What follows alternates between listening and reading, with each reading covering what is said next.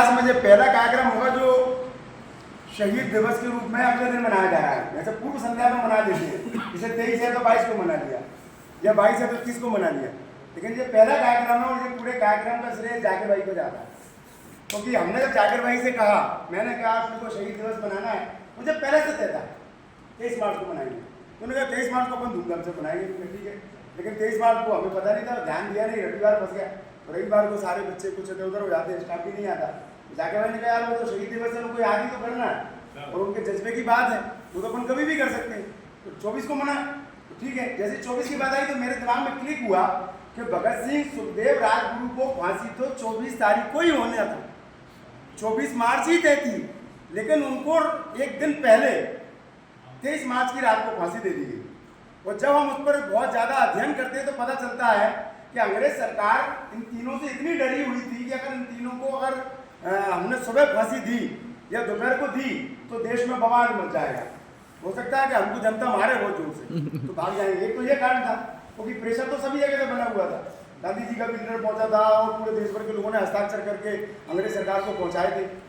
लेकिन इसके साथ में एक सबसे बड़ा जो कारण था,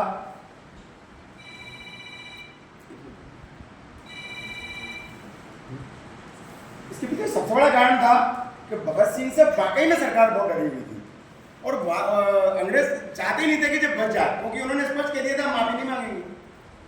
तो उनके बारे में ऐसा कहा जाता है कि उनकी माफीनामा आ चुका था, उनको फांसी की सजा स्थगित कर दी गई थी, उम्र कैद में बदल दी गई थी।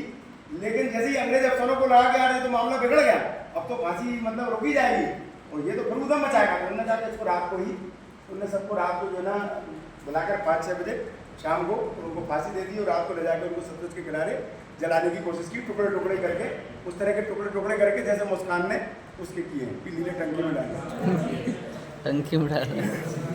अब तो नीली टंकी देख के डर लगता है लोग, हमें खासकर पुरुषों को लगता है, तो शादीशुदा हमको तो ज़्यादा ही डर लगता होगा।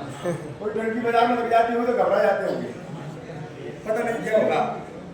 आप लोग तो देखते रहते ना सोशल मीडिया पर आता है ना, तो खैर ये इसलिए होता है क्योंकि किसी ने शहीदों के बारे में सोचा ही नहीं।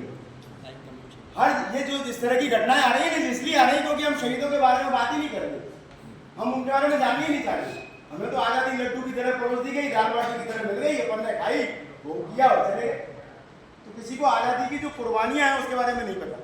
तो जैसा हमारे देश की आज़ादी के आंदोलन के बारे में जब हम पढ़ते हैं तो पता चलता है कि लगभग 7.5 लाख लोगों ने अपनी जान की कुर्बानियां दी, और सबसे ज्यादा यदि किसी की दुर्गति इस देश में हुई है तो महिलाओं की हुई।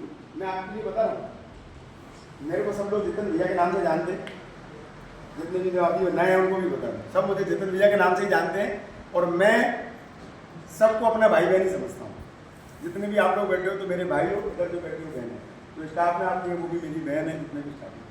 ये मतलब मेरा जीवन में मैंने शामिल किया, तो मैं आपका कोई सर नहीं हूँ, जो बात कर रहा हूँ उसको लेकर है। अभी मैं वर्तमान में जो शहीदों का जो सपना है, जैसे आज हम भगत सिंह की बात करेंगे तो भगत सिंह का सपना था एक व्यक्ति के द्वारा दूसरे व्यक्ति का शोषण नहीं होना चाहिए, और ये हो रहा है, सब जगह हो रहा है। जितने लोग करोड़पति लखपति बने हैं